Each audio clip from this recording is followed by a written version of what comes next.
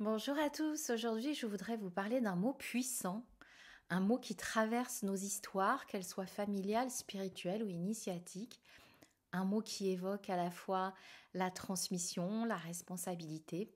En fait, ce mot, c'est la lignée. Que signifie appartenir à une lignée et que faire surtout lorsqu'on perçoit des dissonances, des altérations, voire des pollutions dans une transmission? C'est un sujet qui revient souvent, en particulier dans le domaine des traditions spirituelles et énergétiques.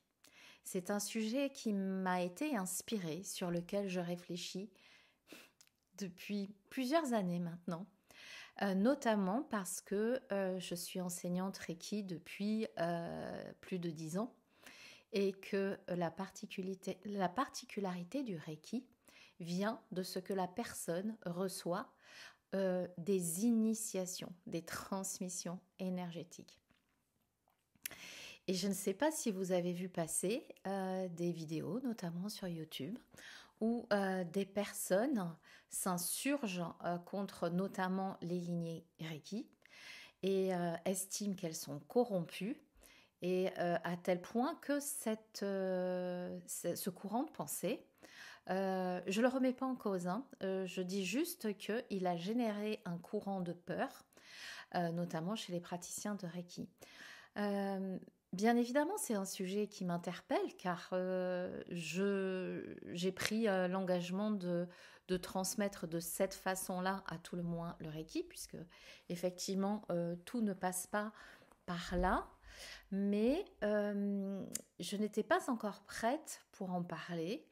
Et en fait, c'est parce que je pense que je mettais le problème, je le prenais pas au bon endroit. En fait, j'ai tout compris ce matin en me disant que je partais pas sur le bon chemin. Le bon chemin, c'est pas de critiquer une pratique. Et là, c'est notamment le Reiki, ça peut être le chamanisme, ça peut être autre chose, mais c'est repartir du sens premier de la lignée. Alors, toutes les personnes qui s'insurgent contre les lignées qu'elles estiment corrompues, c'est ok, j'ai pas de souci avec ça. Il y en a d'autres qui vont défendre leur pureté avec ferveur. Et tout ça, ça crée en fait une rupture, un schisme, alors qu'au fond, on est tous dans le même courant finalement. Alors en prenant le problème sous cette nouvelle perspective, ça a tout de suite pris un sens universel. Mais avant d'aller plus loin, je voudrais qu'on se recentre sur l'essence même du mot lignée. La lignée, c'est, dans les traditions spirituelles, avant tout, une chaîne de transmission, un fil qui va relier un enseignant à son élève, un maître à son disciple, une génération à une autre. Lorsque je remets ceci aux enseignants Reiki que j'ai formés, je donne ma lignée Reiki, dans les systèmes dans lesquels j'ai été moi aussi initiée. Et j'ai marqué un petit texte de Sogyal Rinpoche qui est le suivant. Et peut-être ça va vous aider à voir là où je vais en venir. Mais je vais aller très très loin parce que là, on parle d'une pratique énergétique ou de pratique initiatique, mais vous allez voir que c'est pour l'essence même de qui nous sommes, fondamental de renouer avec cela. La lignée est une chaîne de transmission ininterrompue de maître à maître. Elle assure en fait une protection capitale car elle maintient l'authenticité et la pureté de l'enseignant. On reconnaît un maître au maître qui fut le sien. Il ne s'agit pas de préserver un savoir fossilisé ritualiste, mais de transmettre de cœur à cœur, d'esprit à esprit, inshin denshin, pour ceux qui suivent le japonais, une essence essentielle et vivante, ainsi que l'habileté et la puissance de ces méthodes. Sogyal Rinpoche. Voilà. Ça n'est pas du tout abscon. Et ça, c'est quelque chose que l'on peut remettre dans notre quotidien. Dans notre lignée familiale. Mais avant, je passe quand même par le bouddhisme tibétain. Dans le bouddhisme tibétain, on va parler de lignée interrompue. Pour le bouddhisme tibétain, c'est un concept fondamental. Et c'est de là hein, que ça vient. Chaque enseignant va s'inscrire dans une continuité. Il va recevoir un savoir, l'intégrer et le transmettre à son tour. Dans le Reiki, mais aussi dans le chamanisme, mais dans bien d'autres traditions, l'idée de transmission, elle est omniprésente.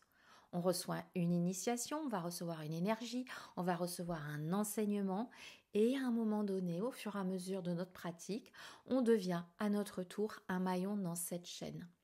De la même façon que dans une famille, les générations se suivent et ne se ressemblent pas tout à fait, une lignée n'est pas figée, elle évolue.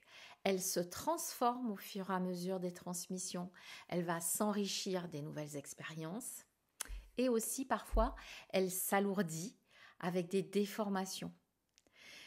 Et c'est là où je voulais en venir. Les lignées familiales et les lignées spirituelles, elles obéissent à un même principe. On va regarder maintenant, faire un focus sur nos propres lignées familiales. On est tous les héritiers d'une histoire. On va avoir une mémoire transgénérationnelle. Nos ancêtres nous ont transmis des traits physiques avec l'ADN. Il y a aussi l'ADN énergétique, des talents, des forces, mais aussi des blessures, des croyances limitantes, des schémas de comportement inconscients qui vont se répéter. Et ça ne nous empêche pas d'aller travailler sur ces héritages, sur ces lignées. Il y a plein de pratiques qui permettent ce travail aujourd'hui, les constellations familiales, les pratiques de libération transgénérationnelle, la psychogénéalogie, l'hypnose spirituelle, les lectures akashiques, etc.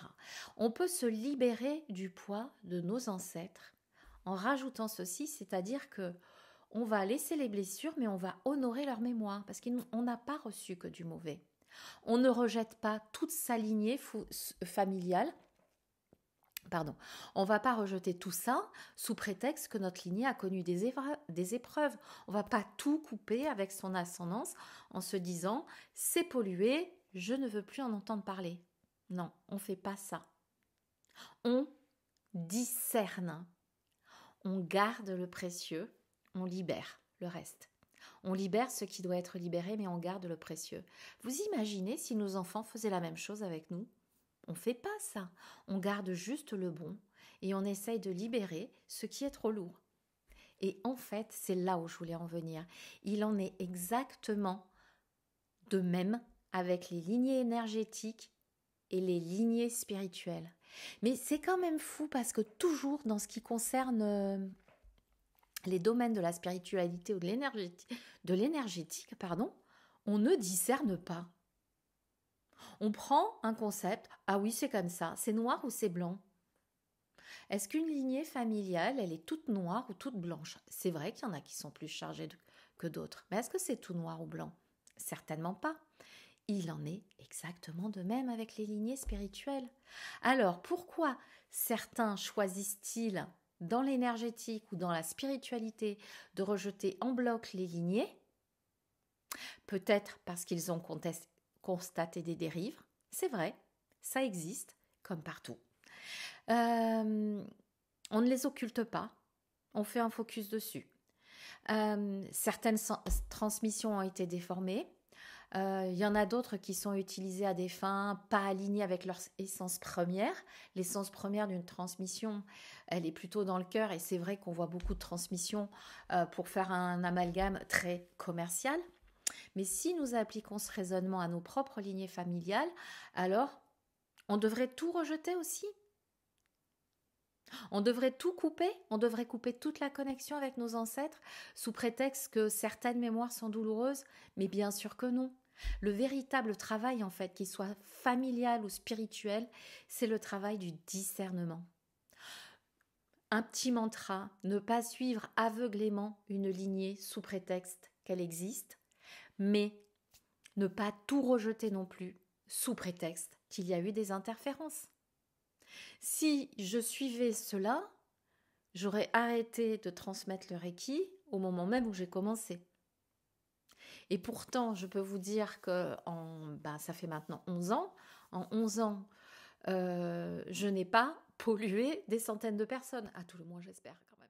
En fait, au cœur de chaque lignée, à la lumière de ce que je viens de vous dire, rendez-vous compte qu'il y a un noyau pur, une source originelle, intacte, qui demande juste à être retrouvée.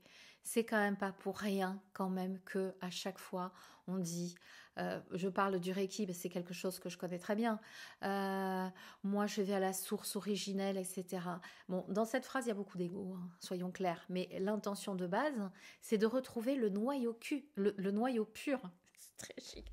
Le noyau pur parce que intuitivement, on sait que c'est là que l'on va retrouver toute la richesse. Mais c'est à nous de faire ce travail, c'est pas à l'autre.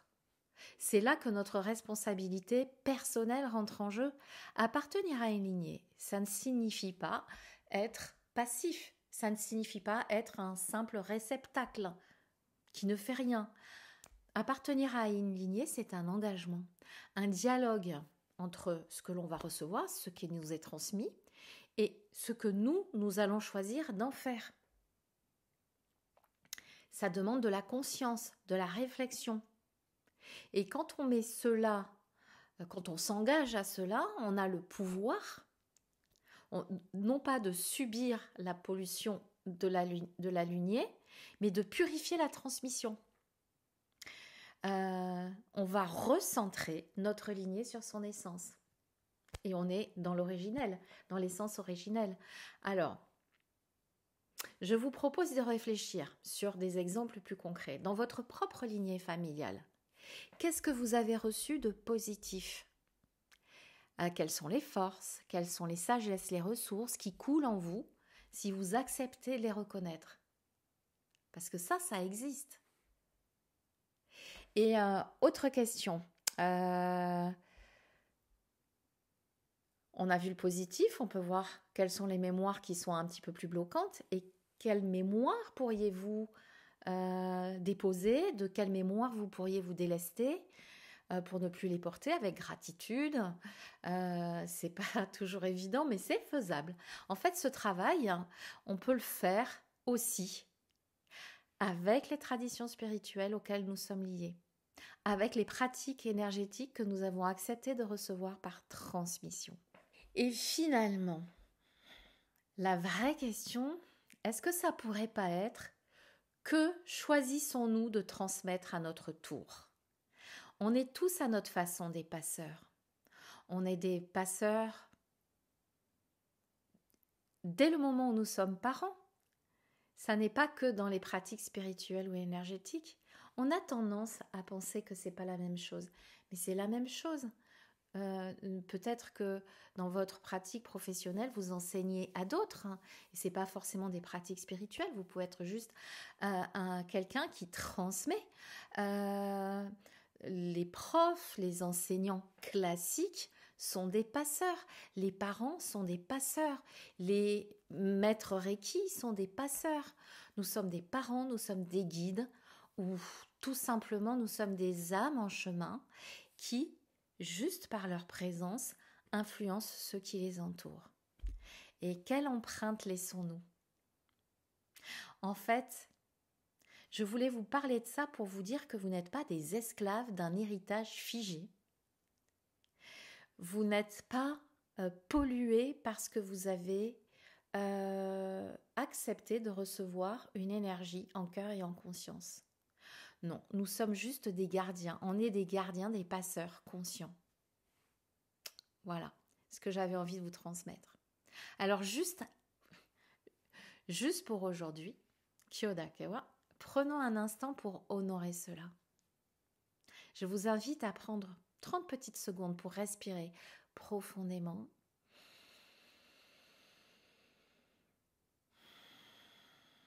Et sentir toutes les lignées qui coulent en vous. Acceptez-les.